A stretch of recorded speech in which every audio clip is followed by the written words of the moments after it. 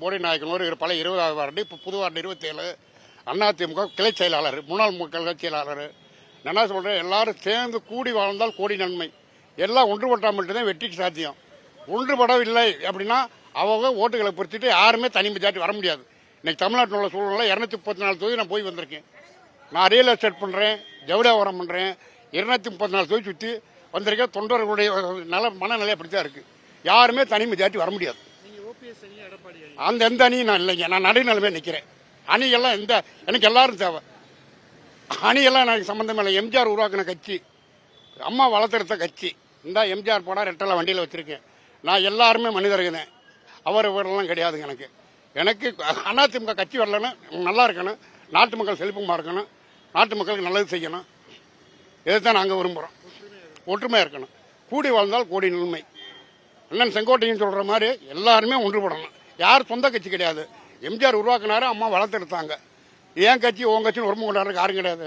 தமிழ்நாட்டில் உள்ள அனைத்து மக்களுக்கும் கட்சி உரிமை இருக்கு. அதனால எல்லாருமே கூடி வாழ்ந்தான் கோடி நன்மை.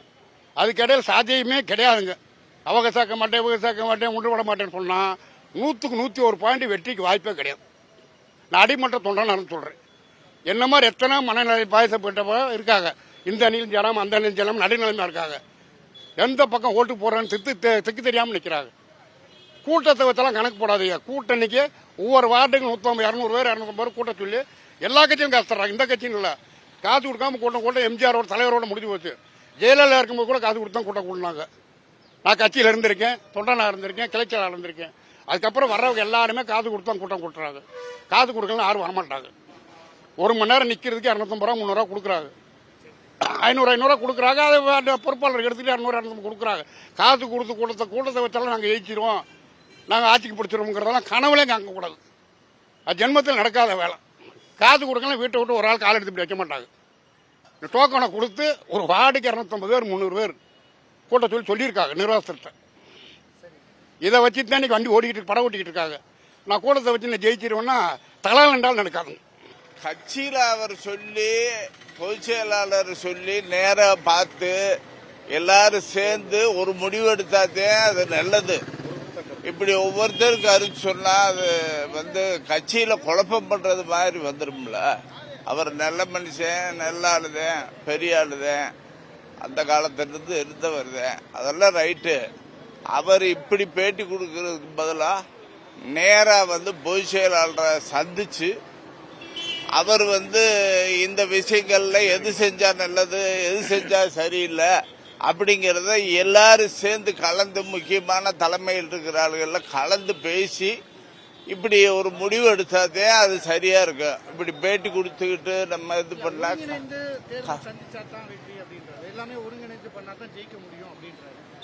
எல்லாம் ஒரு பக்கம் நிக்கணும்ல. ஸ்டாலினை பாக்குறாங்க, எல்லா இடத்துக்கும் ஓடிக்கிட்டு இருக்காங்கல்ல. ஓடிக்கிட்டு இருக்கிறவங்களை என்ன செய்ய, கட்சி தலைமைன்னா ஒரே ஸ்ட்ராங்கா இருக்கணும். அந்த ஸ்ட்ராங்கா இல்லாதவங்களை சேர்த்தா குழப்பம் தானே வரும். குழப்பம் வராம இருக்கிறதுக்கு அவங்க எல்லாம் அதுக்கு தகுந்து இருக்கணும்.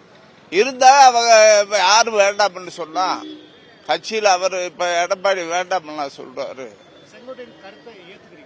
செங்கோட்டையன் கருத்து நல்ல கருத்துதான். அதை எல்லாரும் சேர்ந்து ஒன்னா உட்காந்து பேசி செய்யணும்ங்கிறேன், அவ்வளவுதான்.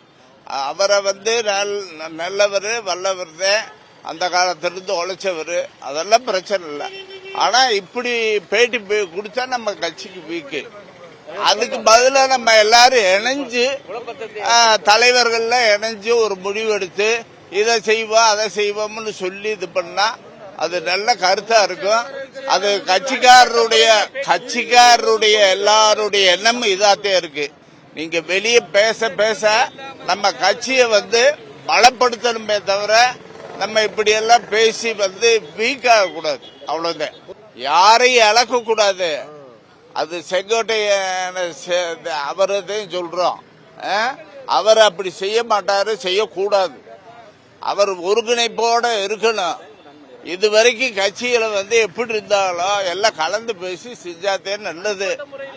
இண்டிவிஜுவலா இப்படி பேட்டி ஒவ்வொருத்தரா கொடுத்தாங்கன்னா அது கட்சியில குழப்பம் தானே வரும், அவ்வளவுதான்.